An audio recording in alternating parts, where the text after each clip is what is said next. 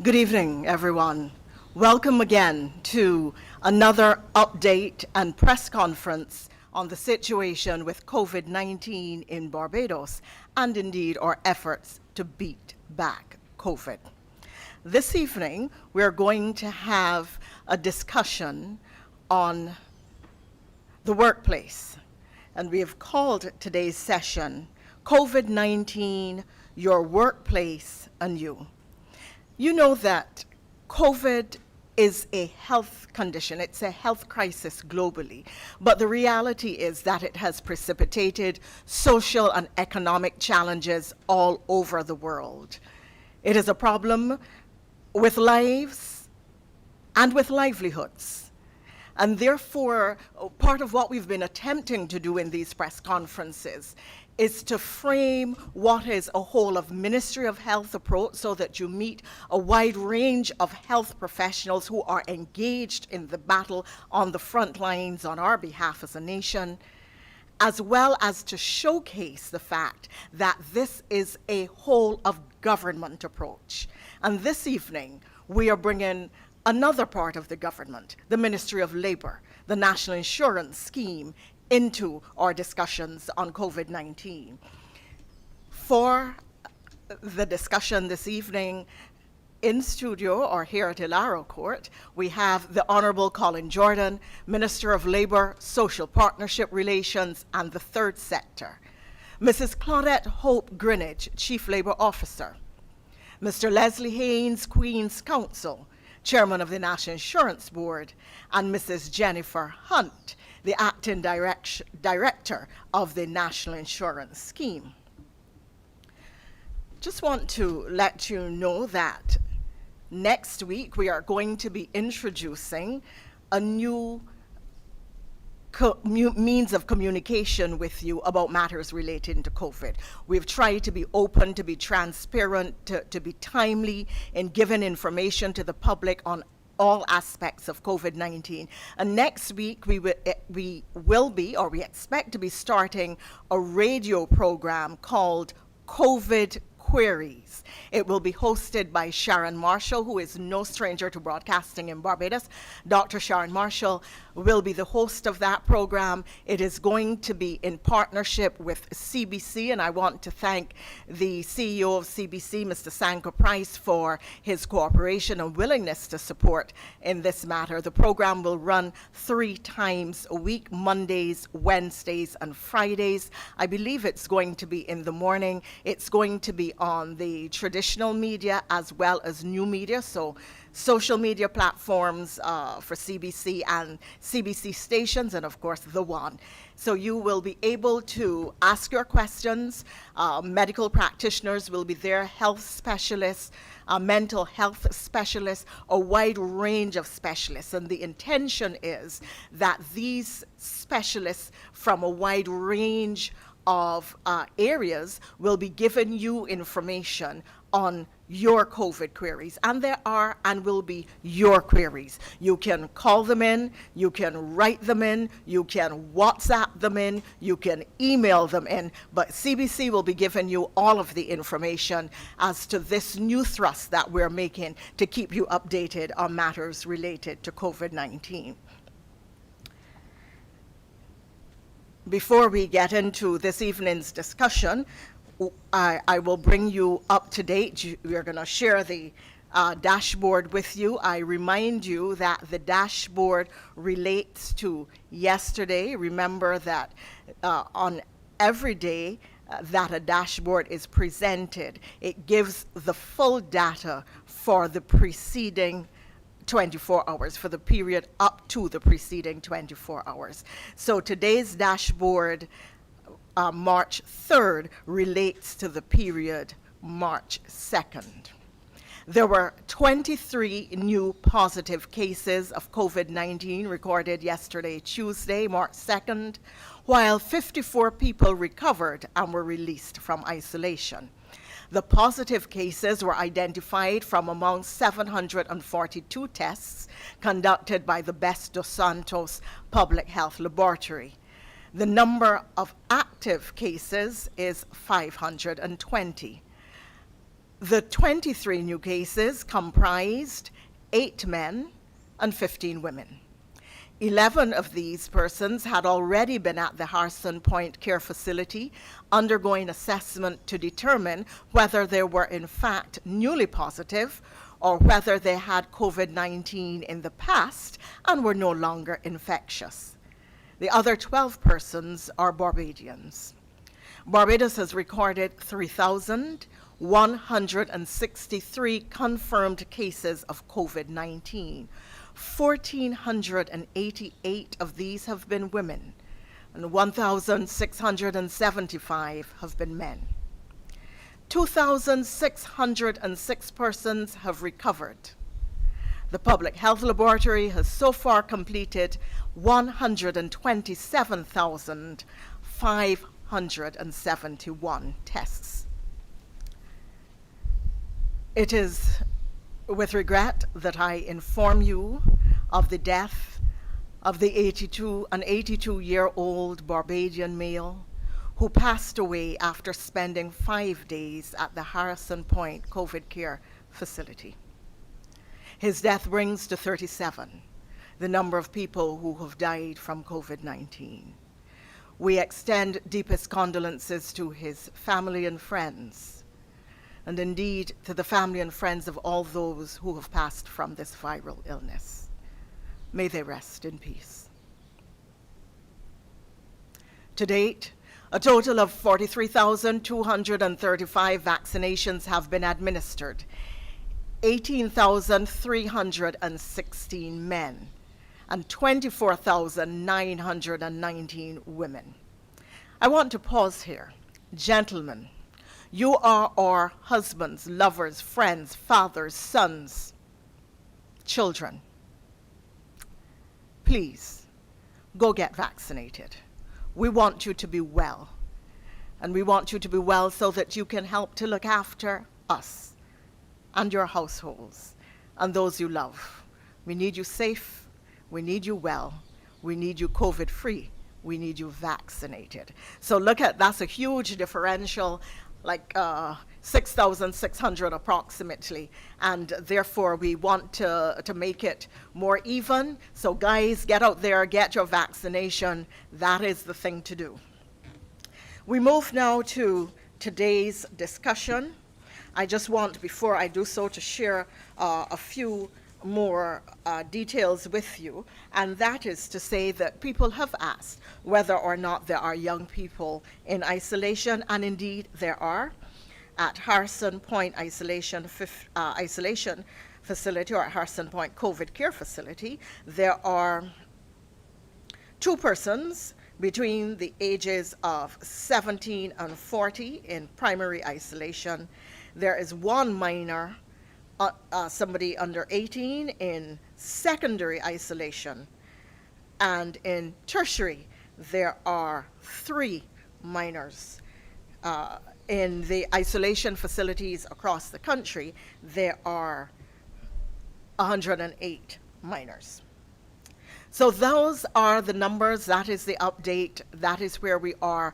And of course we remind you to keep masking up, washing up, and standing far away from persons who are not members of your own household. And within your own household, and if you go out socially or go out to work or go out to take part in any kind of activity like supermarket shopping, now that we are partially reopened, we really urge you that we have to keep the positive cases going down, and that means you have to exercise great caution. Continue to follow the safety protocols. So thank you so much, everyone. Keep working at keeping Barbados safe. And we turn to our discussion.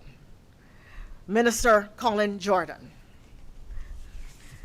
is with us, and with him are also with us and with you are Mrs. Claudette Hope, Greenwich, Chief Labor Officer, Mr. Leslie Haynes, QC, Chairman of the NIS, and Mrs. Jennifer Hunt, the Acting Director of the National Insurance Scheme.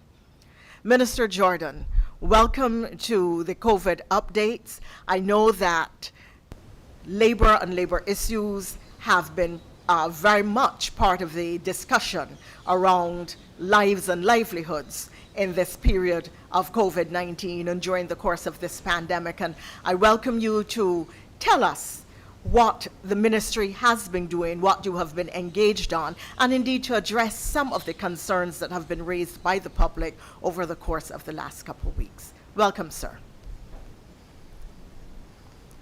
Thank you very much, Ambassador Maskell. Good evening to all of you who are viewing this stream and this press conference today. Let me begin by extending condolences to the relatives of those who have died from this disease, COVID-19. And I think we ought to remind persons that when people die, we're not just talking about statistics. These are people who have relatives, these are people who have friends, some are breadwinners, some should be enjoying the fruit of their labor. And so from the Ministry of Labor, we extend sincere condolences to all those, to the relatives and the friends of those who have died. The Ministry of Labor and Social Partnership Relations has been listening, has been monitoring, and has been acting. These are turbulent times. Many of us maybe are tired of hearing that. They're also very uncertain times. And that uncertainty is borne out in much of the action and responses that we see from employers and workers as we go through this pandemic period. Now, the Ministry of Labor and Social Partnership Relations is and will continue to ensure that there is fairness, that there is reasonableness, that there is justice, and that there is adherence to the law and the laws of this country. All laws, including labor laws, are still in effect in spite of the challenges of this pandemic situation, in spite of the fact that we are in very turbulent and uncertain times. All laws that are in force remain in force. None of them have been taken out or abrogated. They remain in force, and so we expect all employers, all workers, people generally, to adhere to those laws. We are not, as a ministry, allowing or going to allow any particular group to take advantage of another group. And that is why I want to be clear to say that as we continue to work to make sure that there's fairness and reasonableness and justice, we make sure that all partners engage in such a way as to make sure that laws are followed and that fairness and reasonableness and justice that we so desire is maintained. We sometimes, in that effort, have to nudge employers. In some cases, we have to rap people sometimes on their knuckles. Sometimes we say to workers, or just let's ease on that one. And any of you who have experience in conciliation will understand what I mean when I say sometimes you have to say ease on this one, give on this one. But that is what the Ministry of Labor and Social Partnership Relations, that is what we do, that is what we have been doing. And throughout this pandemic period, that is what we've been continuing to do. Essentially, we have been working with our partners, employers and workers, to execute the mantra of the social partnership. Sometime in 2020, the social partnership came up with the phrase, safe people doing safe work in a safe country. That is still our mantra. Safe people doing safe work in a safe country. And that is sometimes when you hear reference to lives and livelihoods, the essence of it is while we address those two matters, which are not mutually exclusive, but while we address them understanding that people come first. So safe people doing safe work because people need to work in a safe country. So what has the Ministry of Labor and Social Partnership Relations been doing over the past months and maybe over the past couple of years? I just want to mention a few things because I have not been trumpeting everything that we have been doing, and I think I'll take this opportunity just to bring us up to date with some of what the ministry has been engaged in. Some of the more public activity would be conciliations. Those are some of the things that make the news because often they result from strike action, industrial action, or some kind of dislocation at the level of a company, an employer. And so we have done, some of you may remember, we had industrial dislocation to some degree at Republic Bank.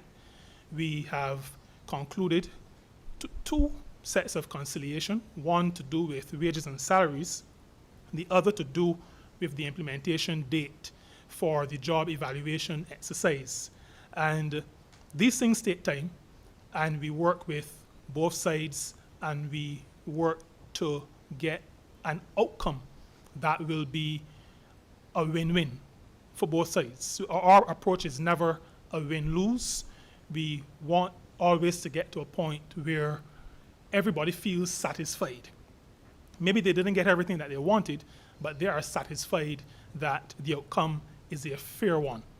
And that is always our intention: fairness, reasonableness, and a just outcome. G4S was probably the most public one in terms of the conciliation. That took some time, took some effort. Coming out of that, we would have shared from this same location at the lower court that the ministry, and I think the Prime Minister on that occasion showed the work that had been done so far by the ministry. We had done work that took us quite a way forward on the matter of implementing a minimum wage. Now, we had that report, which Prime Minister would have displayed to the country. After that, the Minimum Wage Board got to work, and they were able to, doing their consultations, come up with a report. That report, we indicated at that press conference, would then be reviewed by a Blue Ribbon Advisory Committee chaired by Sir David Simmons. That committee did its work during the month of January. They reviewed the report of the Minimum Wage Board. They reviewed the report of the Ministry Research Unit, and they also engaged with players across the spectrum in the industrial relations arena. And they made their report. That report, if not at this point, is going to be made public. It's probably already available on the ministry's website so that everybody can see what that report was.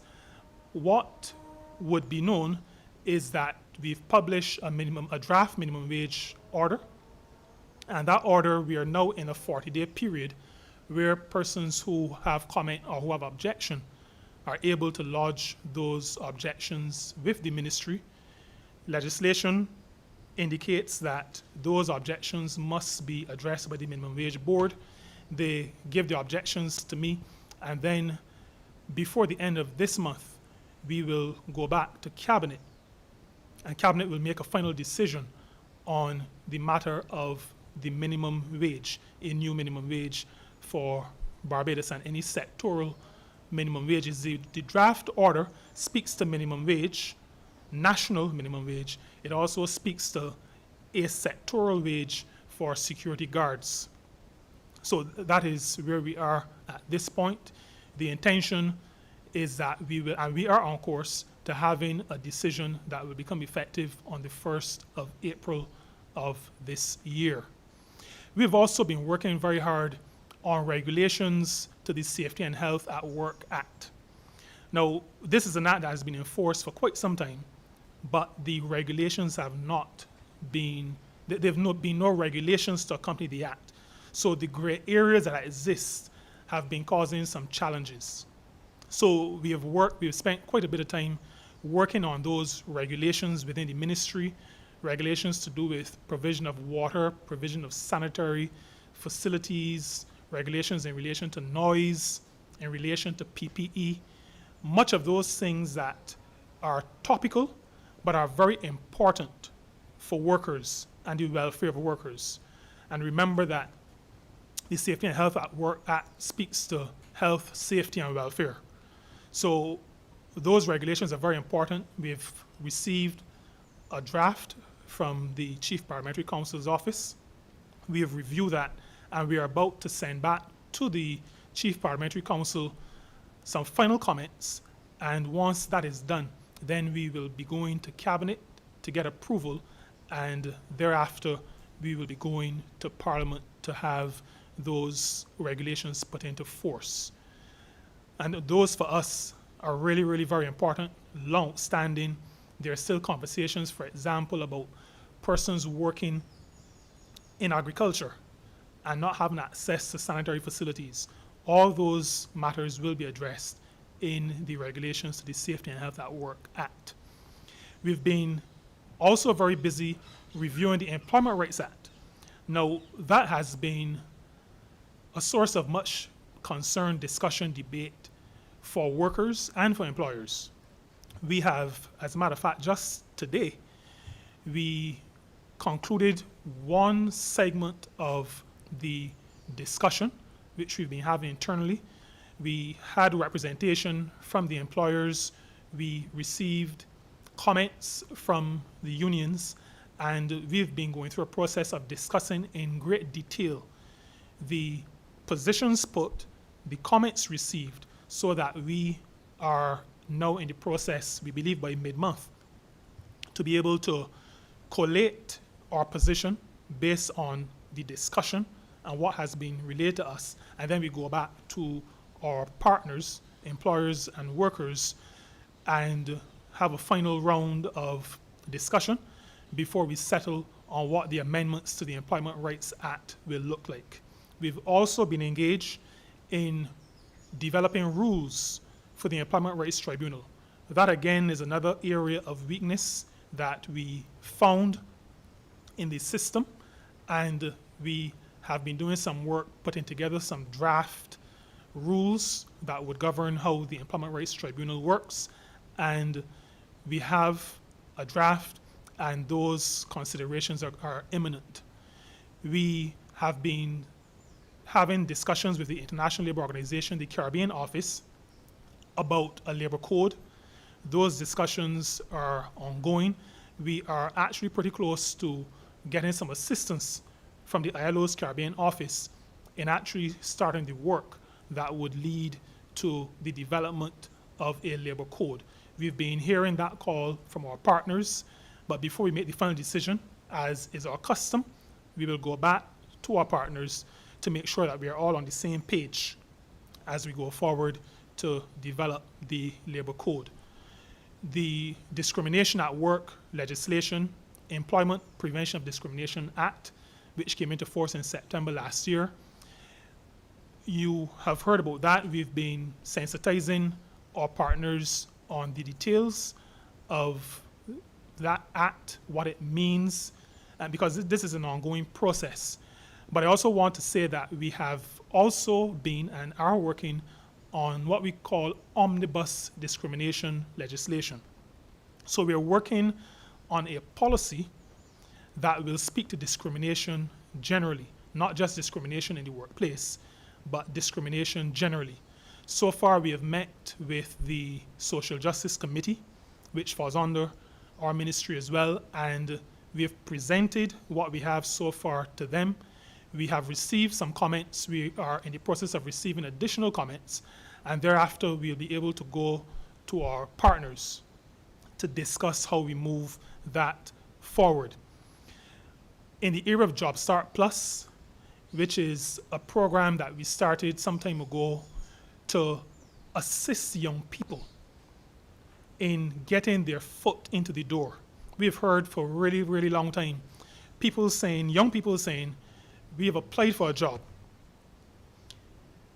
We've been asked for 12 months or 2 years experience, but nobody ever gives us the job to begin with, so how can we get the experience? And so we developed Job Start Plus, which is what we call a first jobs program.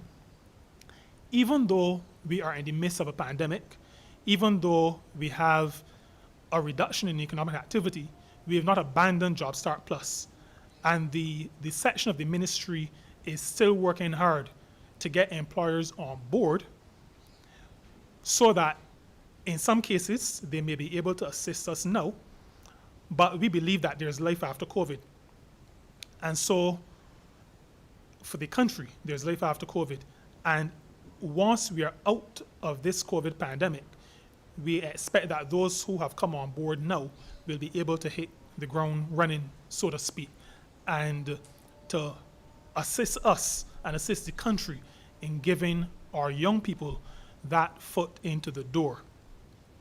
Something I want to mention that has also been taking quite a bit of attention on our part, and I've been quite actively involved in this, and this has to do with our overseas employment program.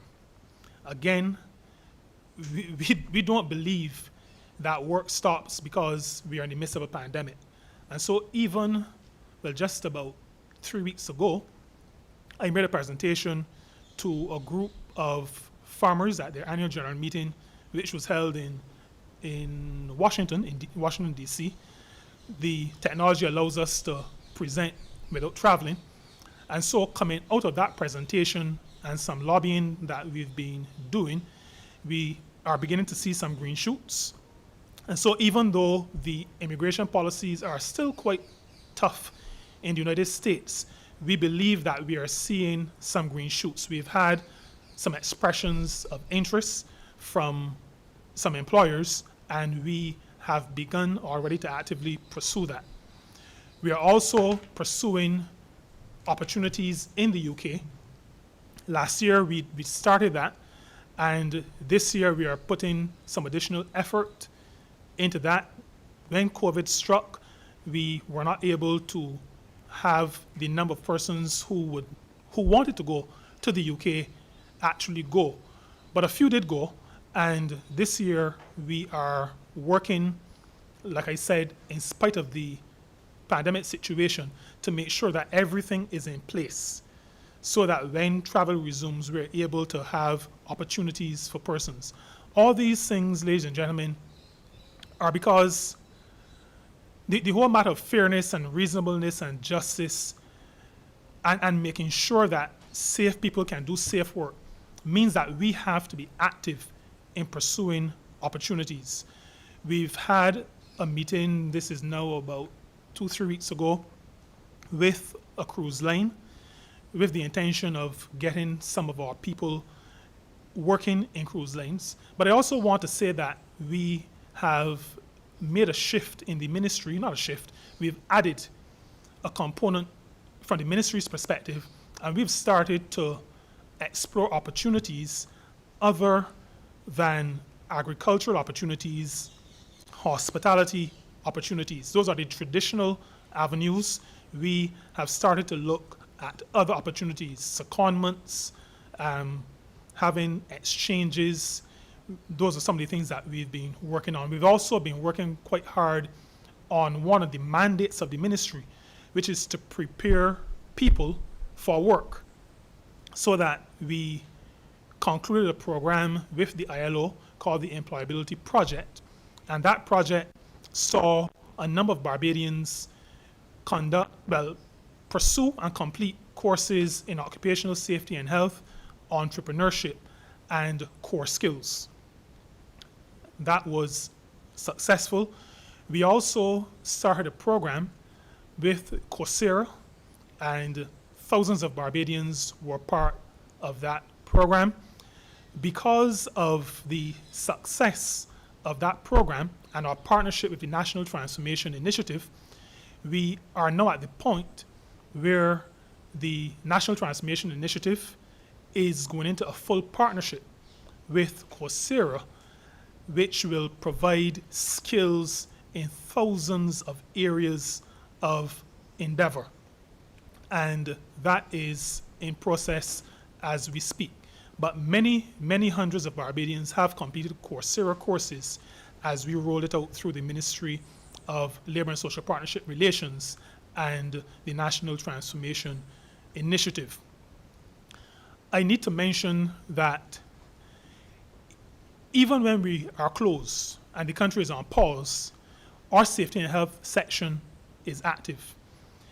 They are conducting, because they are essential services, and from time to time they conduct inspections of workplaces to make sure that employers are doing what they're supposed to do, that workers are doing what they're supposed to do, that the directives are being followed, and that the protocols included in those directives are being adhered to.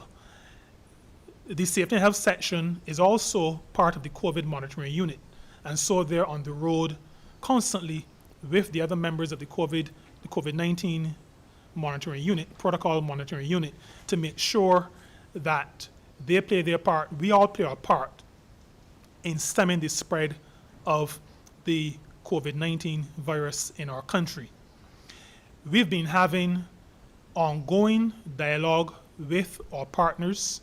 We've been meeting with the unions. We've been meeting with the Barbados Employers Confederation. We've also had a meeting with HERMAB, which will be a grouping of HR managers. And we attempt to touch the various stakeholders, because it is one thing to speak to employers, but often, and I know this from my own experience in my life before I came into public office, there is sometimes a gap between management and those who actually execute on the ground. And so we've had interaction with HR managers directly, even as we have interaction with those organizations, the unions that represent workers, because we recognize the dynamics at play there.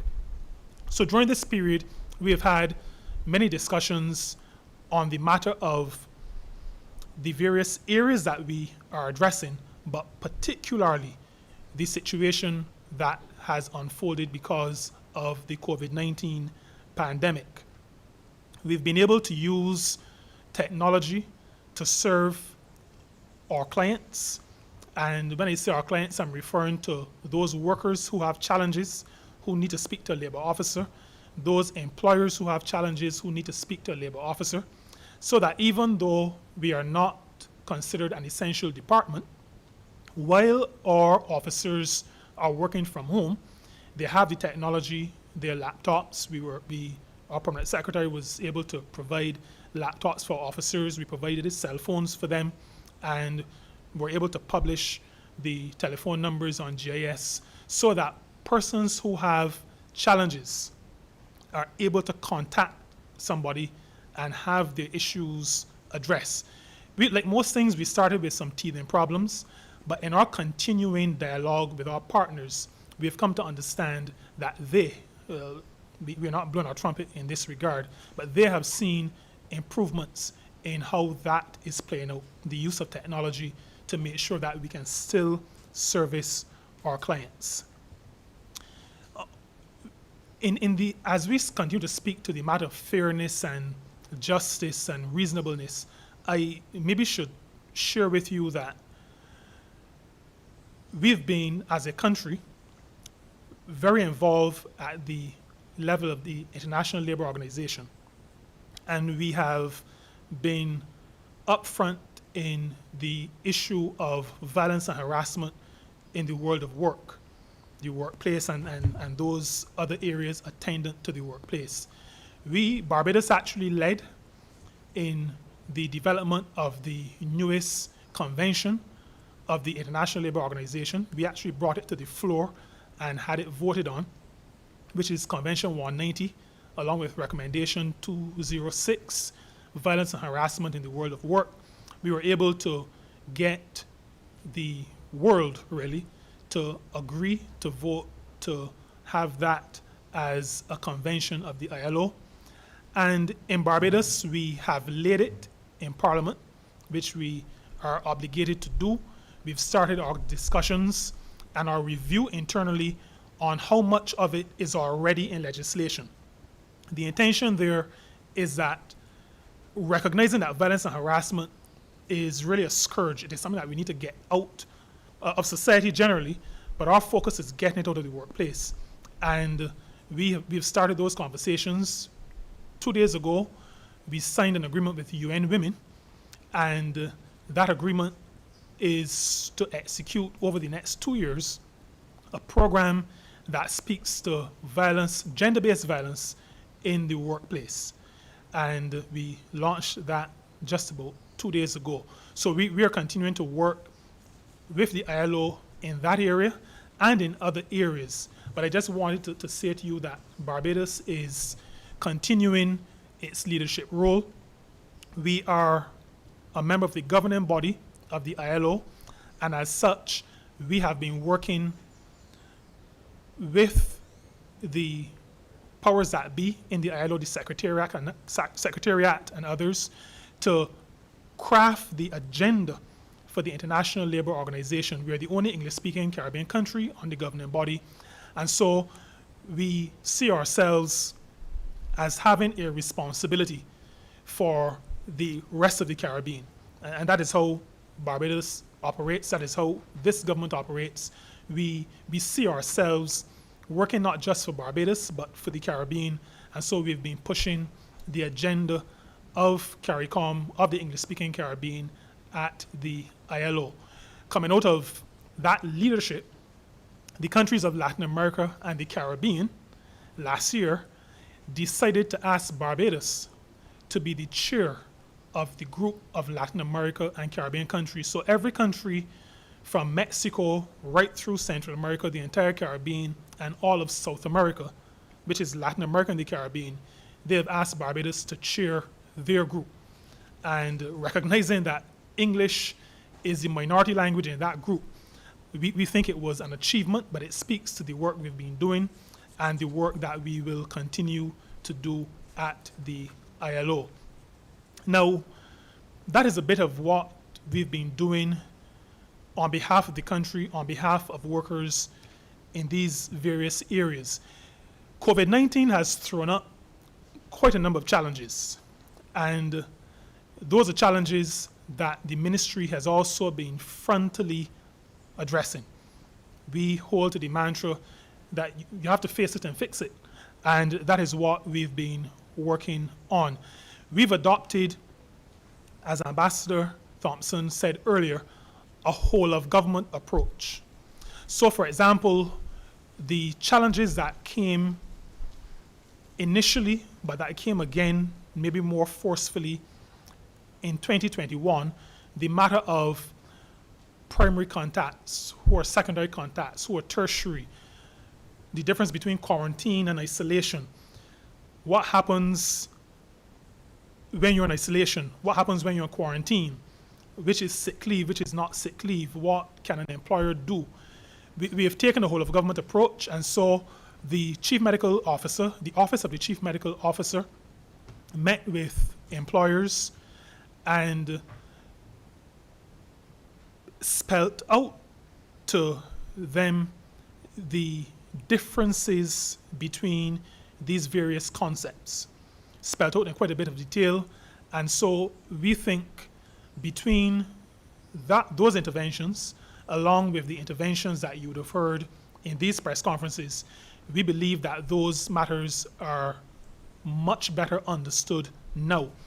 But I still think that I need to say to us that, for example, if you have been asked to quarantine at home or in any other place, then you cannot be at work.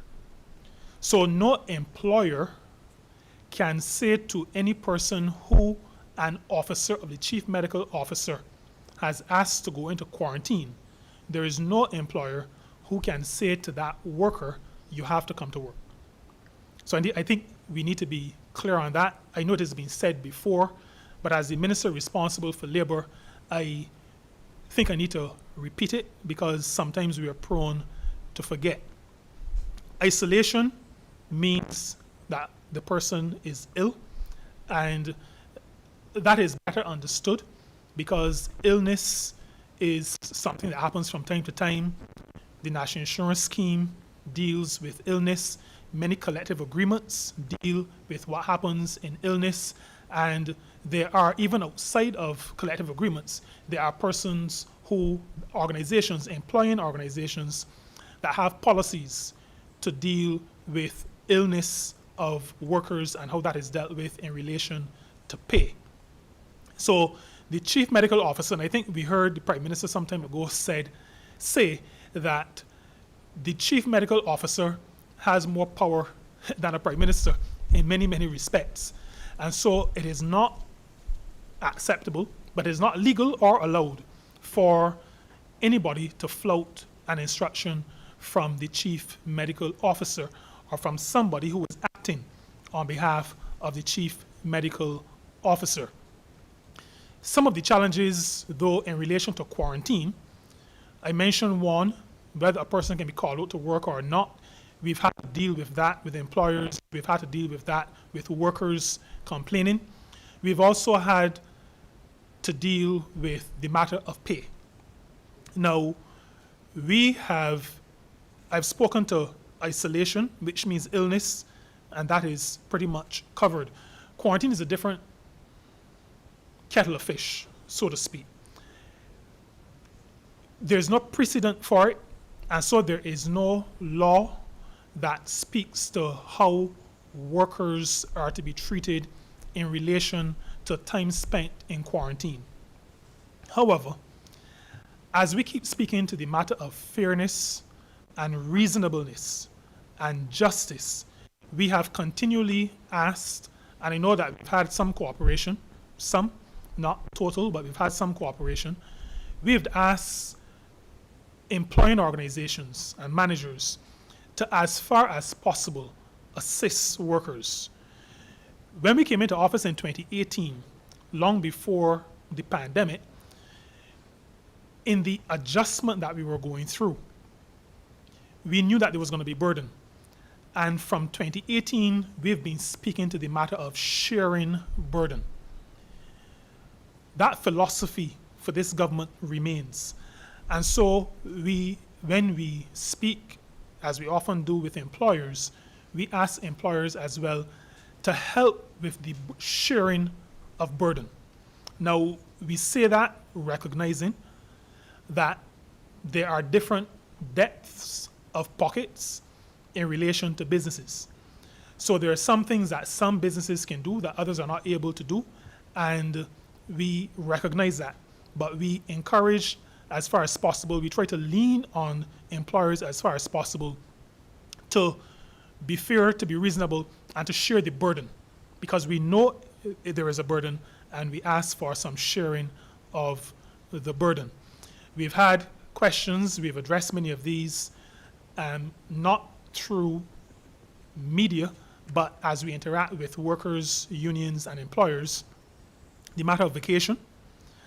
Last year, we encouraged workers to take vacation so that they would be getting some pay, and we continue to encourage that. We know, though, that you need to get to a certain point in terms of building up vacation entitlement.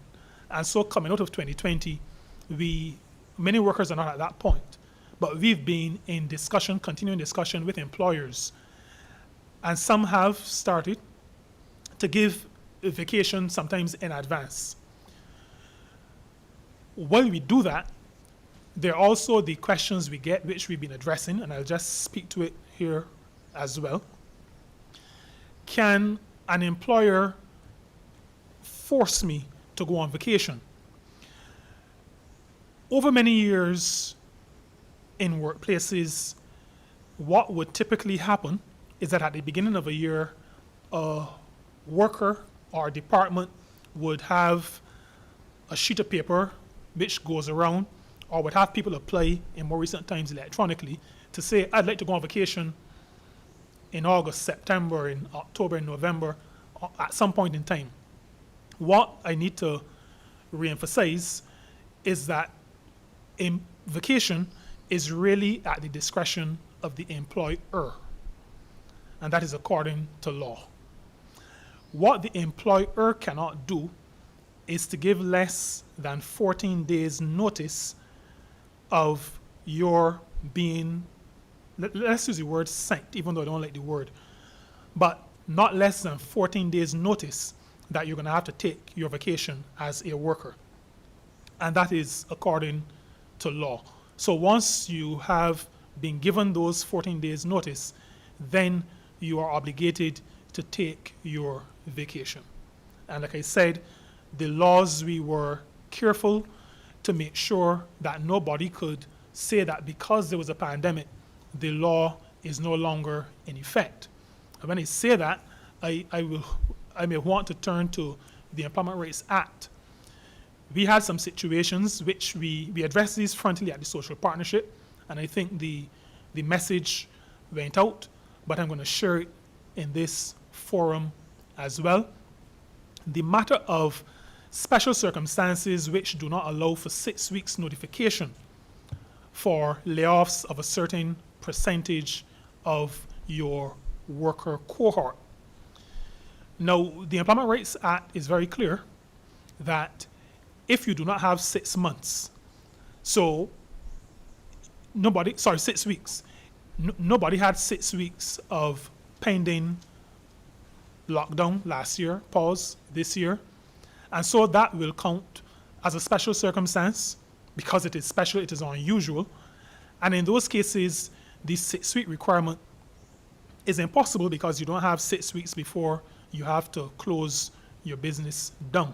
However, the Act is very clear that when you cannot have that 6-week period, then you have to enter immediately into consultation with the Chief Labor Officer, the Office of the Chief Labor Officer, and as far as is reasonably practicable, try to adhere to what is expected to have taken place during the 6 weeks. So that is to say, the same process but much more speedily executed is expected as far as possible to be undertaken.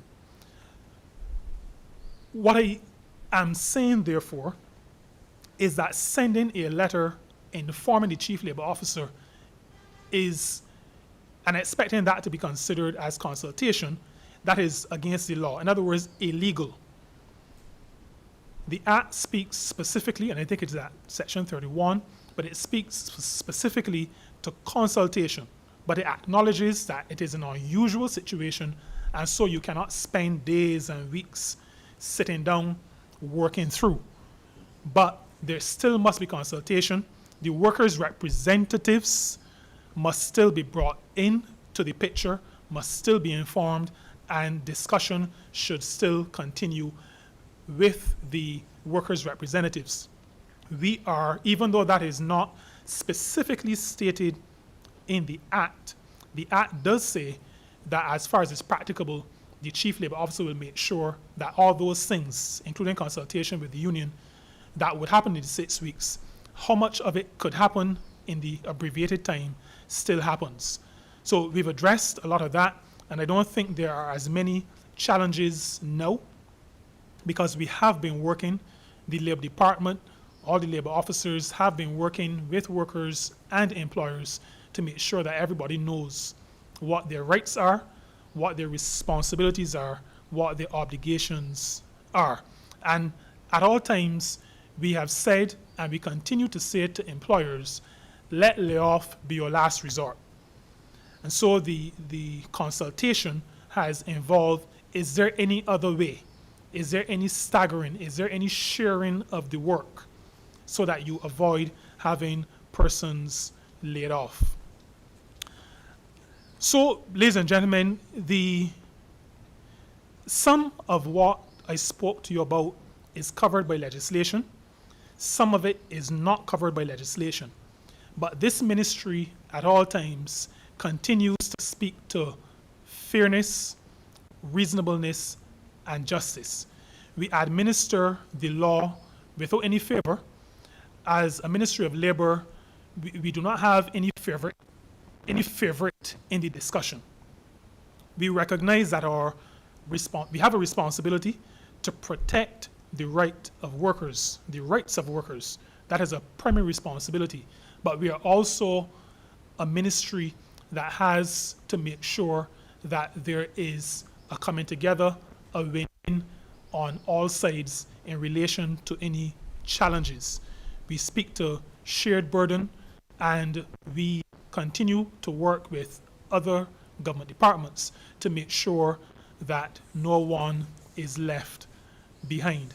Now, there is more I could say, but I think I should stop at this point, and maybe some other things may come up as we get into the question and answer session. I think before I stop, though, just let me say that Barbados has a very mature industrial relations system. Much of it voluntary, much of it gentlemen and ladies agreements.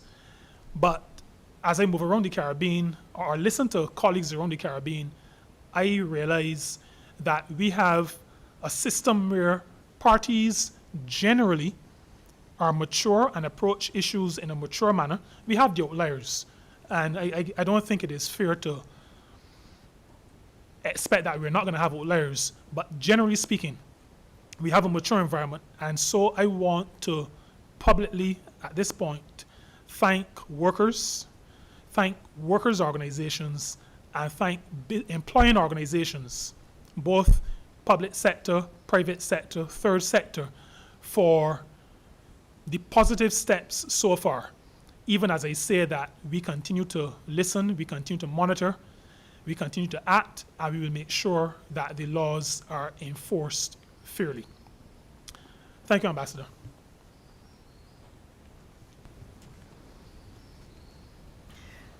Minister, let me thank you for that very comprehensive briefing on the issues on which the ministry has been engaged, and an update in relation to how you've been approaching matters relating to COVID-19. Chairman of the NIS Queen's Council, Mr. Leslie Haynes, brief remarks, and then we're going to move directly to our journalists, because that was a full briefing that we got from the minister, and then I'm going to ask the ladies to come in and make some statements, the Chief Labor Officer and the Director of NIS.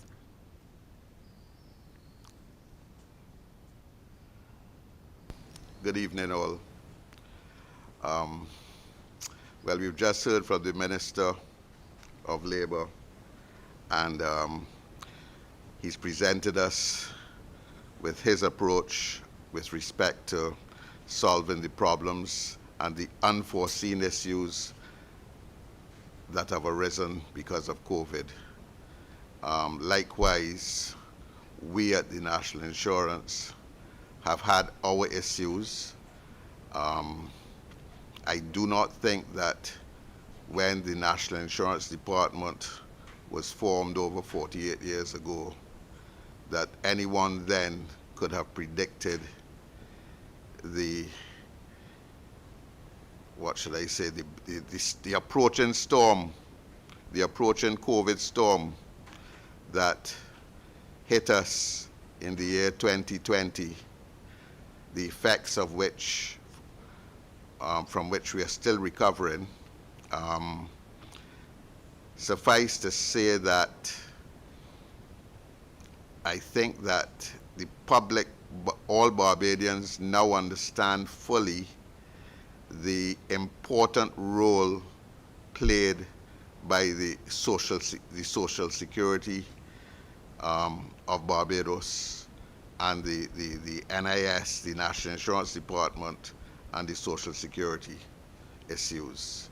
We at the National Insurance have paid in unemployment benefits to date over $155 million Barbados dollars in claims. We have had approximately over 50,000 unemployment claims.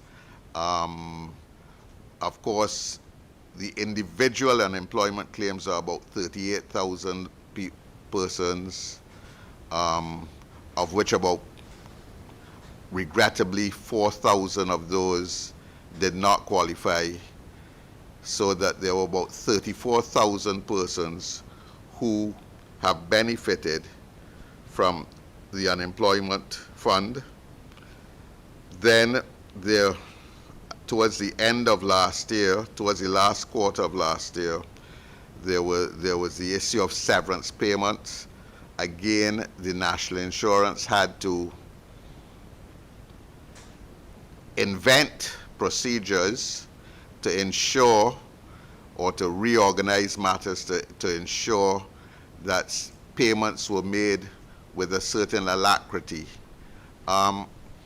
When the board first came into existence with the change of government in 2018, it was chaired by now Minister Ian Goodin-Edgell.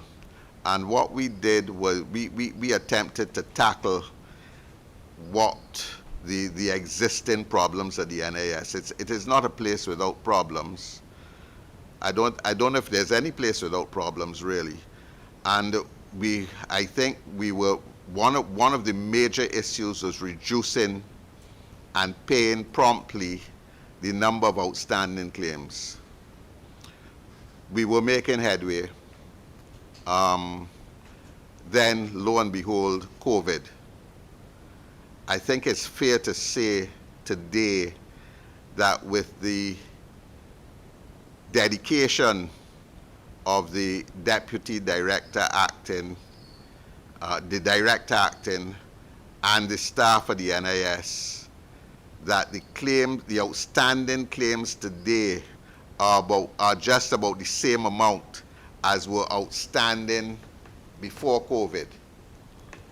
And during last year and the first 3 months of this year, of course, claims have increased. So that tells me that the National Insurance Department has been working hard, diligently, to ensure that claims are satisfied. Let me tell you, when we first, there's always been an issue of the speed at which claims are settled. When we first, at the peak of the crisis between March and June last year, many meetings occurred with the board and the management of NIS, and we managed to put our heads together and come up with something called what we call an advance payment solution, so that persons who, yes, there was a little waiting time when you sent in your claim and you applied for a benefit, an unemployment benefit. But what we did at NIS was to say, well, okay, you are entitled to 2 weeks unemployment and a 2 weeks unemployment benefit, but we will give you 4, so you don't have to come back so quickly, and you would and having waited for your 2 weeks claim, we give you 4. I think today, so far, when last I inquired of the director, we are about $9 million out, having advanced those payments. But we are certain that in due course we will retrieve. That sum will be repaid. So we came up with solutions with respect to unemployment. We came up with solutions with respect to severance pay, because the board now approves severance payments applications rather than going to the severance payments tribunal, where these applications are uncontested and the applicants satisfy the conditions with respect to the severance payment claim. So that it has not been easy at the National Insurance Department and for that we must compliment, and yet they have withstood, the department has withstood the battering caused by the COVID pandemic, and we are here today. One issue that for some time which is new, which will be new to the press, and this is an issue. The board approved the National Insurance Board is a unique board. It is the only board of a department of central government, so that it is in a strange position that you have a board sets policy, yet the staff, essentially the National Insurance staff, report directly to the Ministry of Finance. So we realize that this COVID has made us realize that in order to better maintain or improve, in order to improve efficiencies at the National Insurance, the board decided or resolved that we should transition to a statutory body rather than remain a department of government. That paper was, the board paper was was sent to the Ministry of Finance within the last week, and we can only hope that the Ministry of Finance, after reviewing the paper, would approve the board's request to transition to a statutory board and take it from there. So that essentially is new, and that has been caused by the pandemic has made us realize that this should be an essential step in the growth of the National Insurance and Social Security of Barbados. I know that the pressers will have their questions on facts and figures. The director is there, I am here, and I'm following Ambassador Thompson's brief that I will be brief. Her instructions that I will be brief. So I thank you. There's nothing more that I would like to say at this time, and I pass you back to Ambassador Thompson. Thank you very much, Chairman. I appreciate that you followed directions on this occasion. We are running a bit late. There's news at 7, and therefore what I'm proposing to do is to move directly. I'm going to take 2 questions from the press, see if we can get a brief comment from the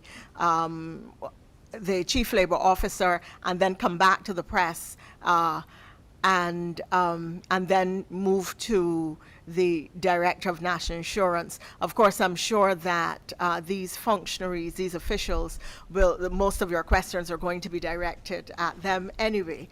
So I am going to try to give everybody an opportunity to speak, bearing in mind that we're running late, so I apologize for that. We have a full media house today.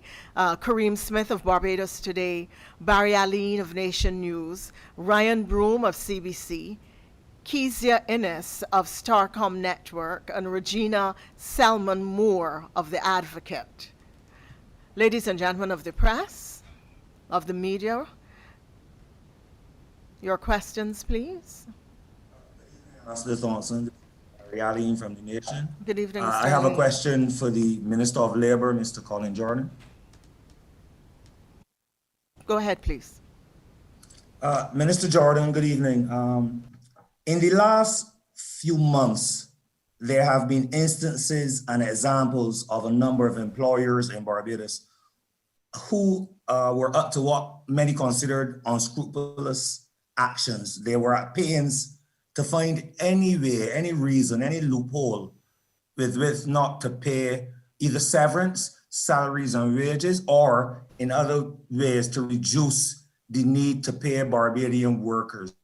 What I want, and you mentioned the terminology as rap on the knuckles, but that is a little vague. I'm sure the public of Barbados wants to know what the Ministry of Labor or the Labor Office is doing to protect workers from such actions. I know you mentioned reasonableness and fairness, but the public of Barbados is expecting a firm hand from the Ministry of Labor in dealing with this. How can you, without being too, well, you were a little vague earlier by saying rap on the knuckles, but what can you tell us the ministry is really doing that would bring some level of satisfaction to the public? Most of our public is made up of a workforce that in most instances now are not even employed. Aline, I'm not sure that rapping on the knuckles is vague in a Barbados context, but let me be clear to say that the Ministry of Labor and the Labor Department has been very forceful with employers in indicating, firstly, if a person works, they need to be paid. That's one. If they are sent on vacation, the Holiday with Pay Act speaks directly to what is supposed to happen. That person is to receive vacation pay, what we call vacation pay. It's called holiday pay in the legislation. Those are very clear. And when we interact with employers, we are also very clear where those matters are concerned. Now, on the matter of severance, you would have heard the Prime Minister speak quite fully to that matter. There were situations, and some of those are still existing situations, where persons have been severed, but the employer has not made the payment. The Prime Minister, the head of the government, has been very clear that government will be going after those employers to make sure that even if the National Insurance Scheme makes the initial payment, that those employers have to pay. So there's no getting away from it. Government, from the highest levels of government, have made it very clear, and we make it clear to employers as well, as we interact from a Labor Department perspective, the severance liability falls with the employer. And we've been very clear, very strong. Persons who work, and this is by recap, must be paid. Vacation there is an accumulation of a benefit. Vacation is to be paid, just like if there's sick leave in your collective agreement, those things have to be followed. And we've been very strong with employers to say that these things must happen. They absolutely must happen. And that is our position with them. So we speak to individual employers, but we also speak to their groups. So the Chamber of Commerce, the Barbados Employers Confederation, and also in one or two situations, we may have had to speak to the group at the level of the social partnership when we see people falling out of line. So that is also something else that we do to ensure that people follow through on what they're supposed to do, on their obligations under the law. Thank you. Elman Moore has her hand raised. Pleasant good evening, Ambassador. My question goes to Minister Jordan as well. Go ahead, please. Go ahead, please. Yes, we've been hearing reports that there have been some employers who have been trying to strongly coerce employees to get the COVID-19 vaccine. And while we know of the importance of the vaccine, have you been receiving any official reports of this? And what is your position on this matter? Thank you. Sorry, thanks very much, Ms. Innes. Sorry, did I call the name correctly? Sorry, yes, Regina I thought it was Selma wrong. Moore. Mrs. Selma Moore. Yes. Sorry for that. And sorry, Ambassador. I think I referred to you as Ambassador Masker earlier as well. That's okay. So again, a little bit mixed up. Let me respond by saying I have not had any reports of it, but we have in the ministry and in the Labor Department, we know what our response is. Government has indicated that the vaccine rollout is optional. We strongly encourage people to take the vaccine for their own good, for the good of their relatives and friends, and for the good of the country. However, vaccination is not compulsory. The medical profession have been very clear on that. The Attorney General, I think, also has been very clear, and the Prime Minister has been very clear on that. It is not a mandatory thing, even though we strongly encourage people. So no employer at this point can insist. You use the word coerce. Well, that can mean a number of different things, but at its worst, it could mean that a person is told, if you don't take the vaccine, you don't have a job. Not legal in Barbados today. Labor Officer, would you wish to make any remarks brief at this time? Yes, thank you, Ambassador. I would just want to say that in the right now 81-year history of the Labor Department, having been founded around 1940 or so, we, looking back at the records, we have never faced a challenge like this. But going this distance now since the start of the pandemic up to now, I should say that we are operating in quite different circumstances, and we are of the view that we are coping and coping better this time around in comparison with the last, when the whole process started. And we have been receiving some good feedback from the employers, from their organizations, and also from the representative human resources groups and so on, as far as our response times and our availability is concerned when it comes to relating to either employers or employees or their representative groups. And the COVID-19 situation has forced us to embrace the technology a bit more. Our average age in the department is probably around mid-40s. And for that reason, there were some hesitations, some challenges with coming on board with the technology, but we have overcome that, and we're using it to our best advantage at this time. What we see as happening in the world of work landscape right now is that in the case of industrial relations and also safety and health, COVID-19 has forced employers and employees to be engaged in a better form of consultation. There may always have been consultation, but the quality is what was concerning. But in this circumstance, the consultation has to be different, and we sense that it is not only different and better because of what the Employment Rights Act may require, but there is a better or a greater level of stepping up to the plate on both ends of the fence, employer and employee, and we are starting to see the benefits. It will take time, but COVID-19 has had some positives as far as the industrial landscape is concerned. Ambassador. It was a very interesting perspective, and we appreciate very much that intervention. Perhaps then I can ask the Director of NIS for a brief intervention at this time. And Mrs. Hunt, go to you, and then we go back to the press to continue their questions. Thanks, Ambassador Thompson, for your kind invitation. Good afternoon, fellow participants, members of the media, and all viewers and listeners to the press conference. I will provide you with brief details of what the NIS did during 2020. First, I think I should put everything into perspective to advise you that the NIS manages 6 funds. Now, these funds are the National Insurance Fund, the Unemployment Fund, Severance Fund, Catastrophe Fund, Retraining Account, and the Sugar Workers Provident Fund.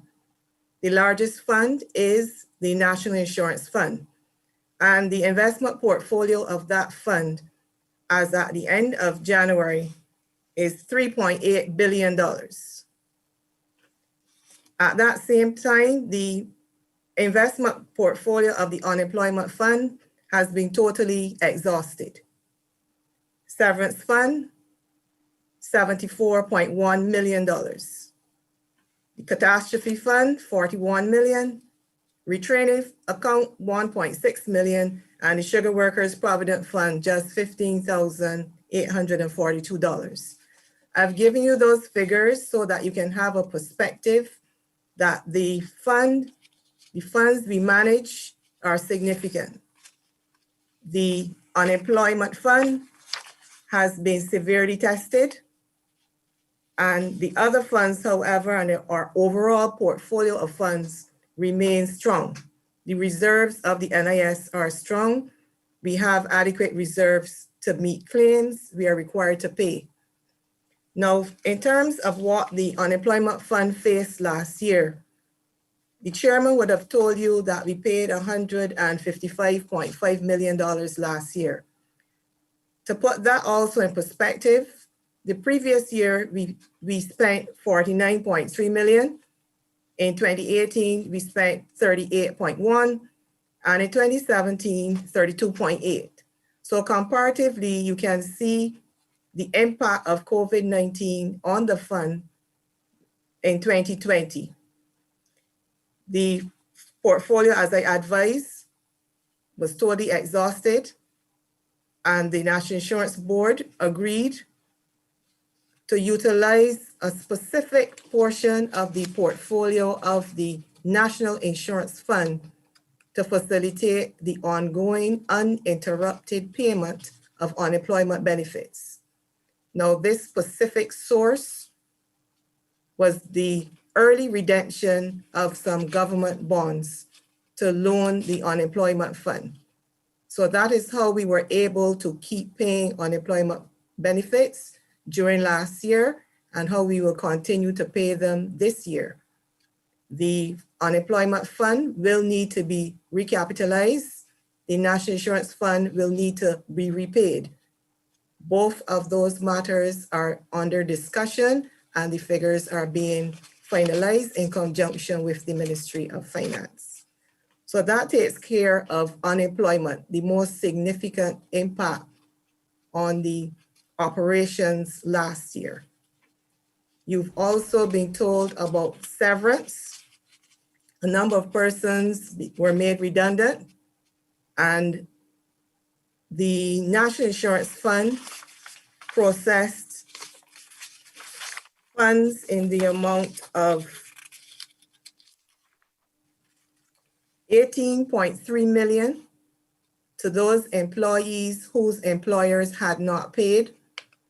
And we also paid $3 million as rebates to employers who met their requirement and then got the 25% rebate from National Insurance. Comparing that with 2019, in 2019, we paid $21.2 million to employees and $6.5 million in rebates. So the severance fund, it still has $74.1 million in it, as I advised, and that is there in the event that we have to process more rebates and in the event that we have to process more employer payments for those employees whose employers did not meet that commitment. I will pause at this stage. Ambassador Thompson. Thank you so much for that very useful information. I return now to the members of the media who are here today and ask them to continue to indicate which members of the core, the media core, has questions for the panel. CBC, the question is for Minister Jordan. Minister Jordan, I just wanted to revisit this issue of quarantine again. I've got a question here regarding the matter of monies being taken out, daily rates being taken out of some workers' salaries. I know the language you used was that you are using some degree of burden sharing, asking the employers to share the burden, but there isn't necessarily a legal requirement in that, and by using that language. Could you just give a little bit more on what exactly is happening in this, because it seems to be a genuine concern? 15 minutes left in the press conference, and therefore it is critical that we be precise and concise in answering the questions. Thanks, Ambassador. I will try. That's a little bit difficult for me sometimes.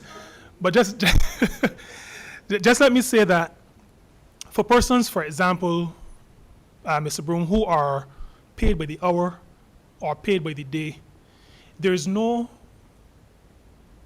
requirement for that person to be paid if that person is not at work. No legal requirement. The person is paid when that person works. When that person is in quarantine, through no fault of their own necessarily, through no fault of the employer, then we are in an area that is not governed by legislation. And that is why we speak then to fairness and reasonableness and ask employers to, as far as is possible, do not allow the worker to suffer on their own. Help if you can. I also spoke to the fact that we understand that some pockets are deeper than others. So we have to take a reasonable approach on both sides. And that is why Ambassador Thompson spoke to whole of government. I mentioned it as well. The whole of government approach says we recognize that some employers are going to be able to reach their hand across the Gulf, so to speak, and assist. We also recognize that some employers, because there's no revenue, are not going to be able to do it. And so as a government, we have determined that we are not going to allow people to suffer. We've said, Prime Minister has been very clear, everybody has to eat. So we try to use moral suasion, we try to encourage, but I'm saying the bottom line is that we cannot force a person who is not obligated to pay when no work is done. There is no legal authority to force that person to pay, that employer to pay. So we have to be clear on that. But at the same time, we encourage employers, just like government approaches it, fairness, reasonableness, help as much as you can. Be your brother's and your sister's keeper. And a question for the chairman, Mr. Haynes, quickly. Councillor, can you tell us what advantages are to be expected from this transition to a statutory board for the NAS board?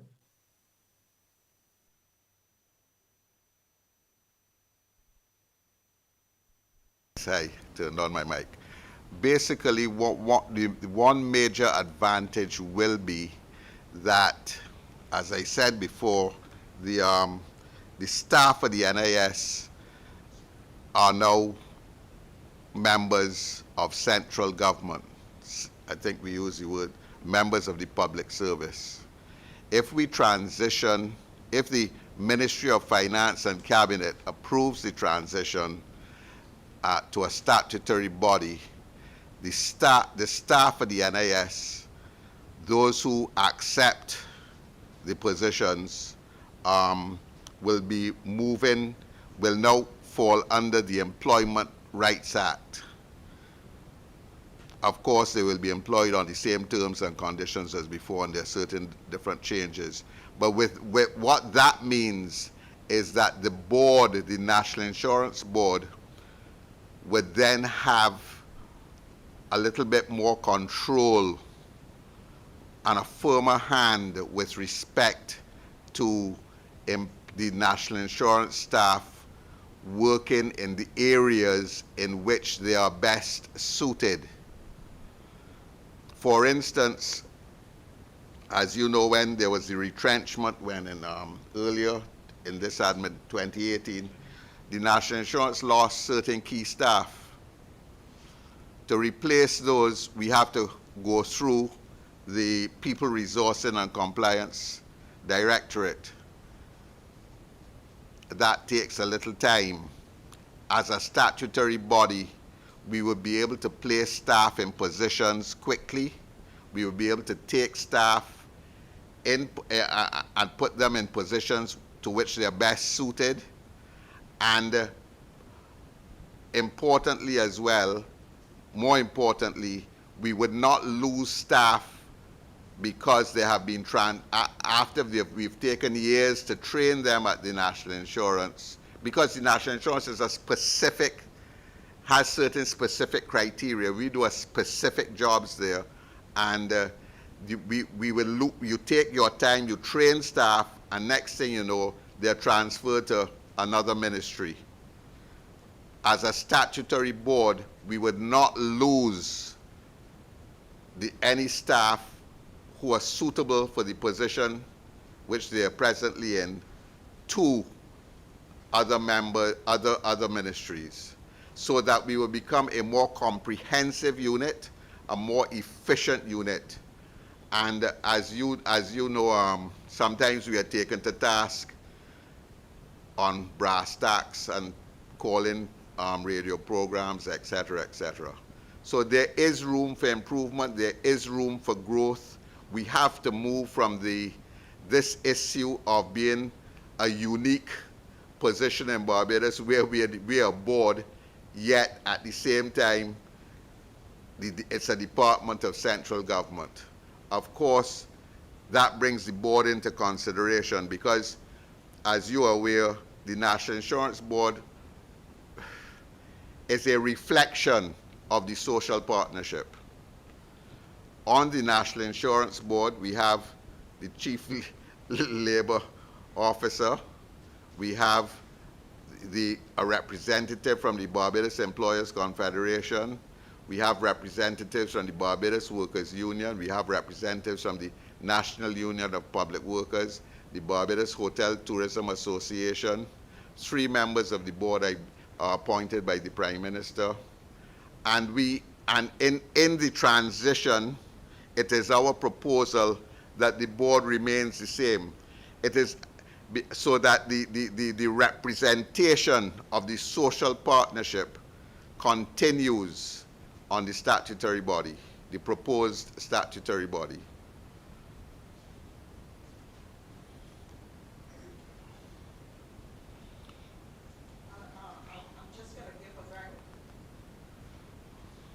I'm just going to give a very quick opportunity to Mr. Smith of Barbados Today and Ms. Innes of Starcom Network in case they wish to raise a question, and then we're going to have to close so that we don't intrude on CBC News.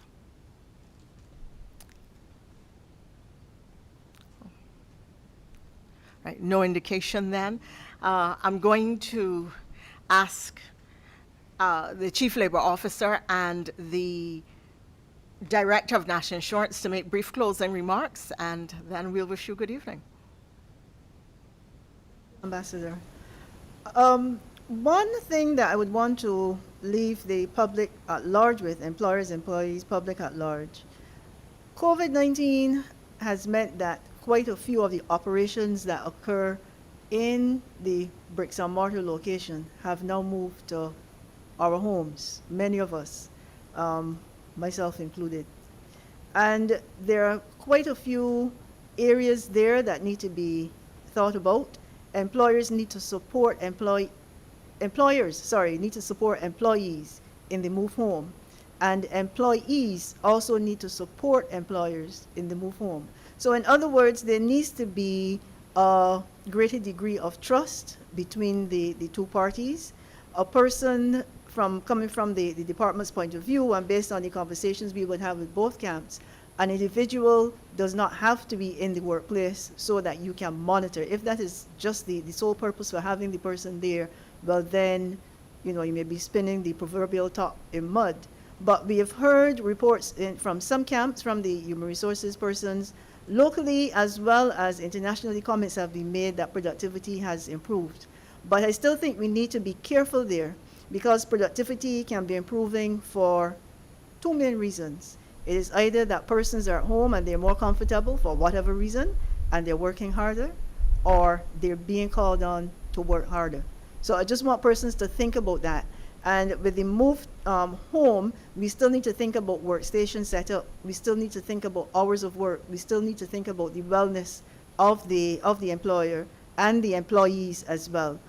We need to look at encouraging and helping persons, do the same things you would do. You will walk down the corridor to talk to a colleague. You can't do that now, so you get it from your workstation, and you do your checks and you do your exercise and so on. So these are some of the things that the COVID-19 situation has brought about. It is a dramatic shift in the way employers and employees interact. It means that the technology is now a greater part of the life of the organization, so to speak, and it also means that the organization is now spread around just as many places as there are employees. So it is just for us to think on those things, and of course, from the department's point of view, those are things we will develop in the public forum through GIS and other media houses as we are allowed to share that information. Ambassador? Thank you so much. The Acting Director of National Insurance, Ms. Jennifer Hunt. Thank you, Ambassador. Thanks for the opportunity to provide these closing remarks. And as we at the National Insurance Department approach the 54th anniversary of the scheme, I give you the commitment on behalf of the staff to continue to serve you and to process your claims in the shortest possible time. With respect to our support to government's digital transformation, at this stage, I take the opportunity to urge all new NIS pensioners to provide their banking or credit union details, and all existing pensioners who already have bank accounts and credit union accounts to just make the switch from check to direct deposit. There's no penalty for that switch. And those are my closing remarks. Thank you. Thanks very much for having me. Thank you, ma'am. Minister, you have the final word.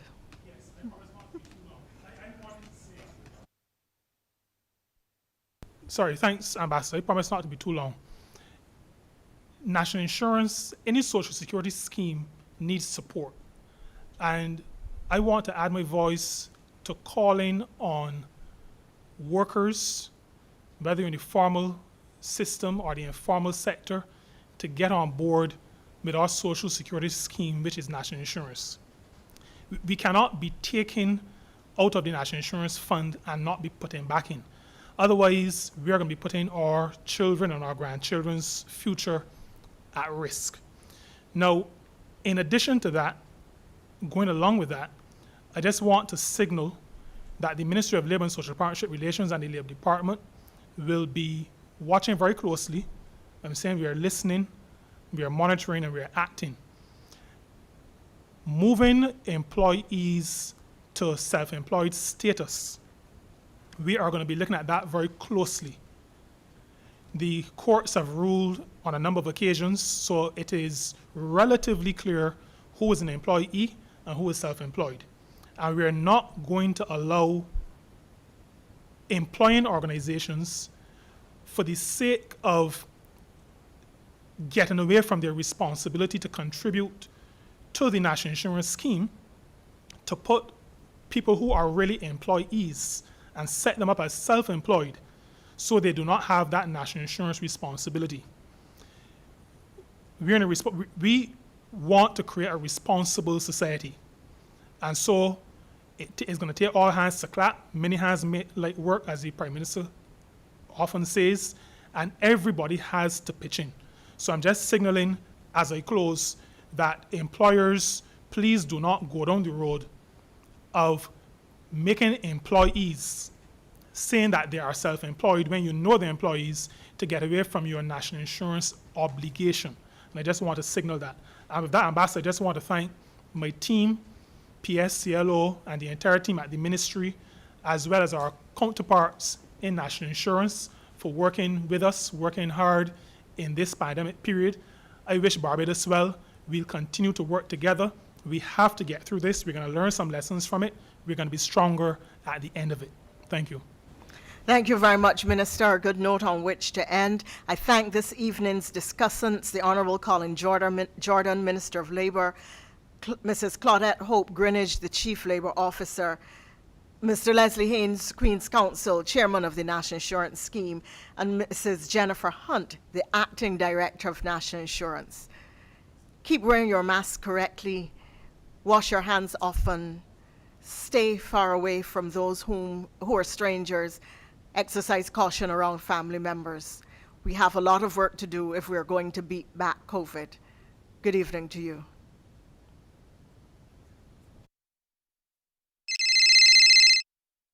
Hey boo, I could come with you. We ain't see one another in days. They could really do with a little company. You for real? Come by who? The country pump pause and they putting you pump pause too. But you know me, boo. Come on, man. Was just one time, once you're breaking curfew. One time is too much time for COVID to get in at me and harm me and my family.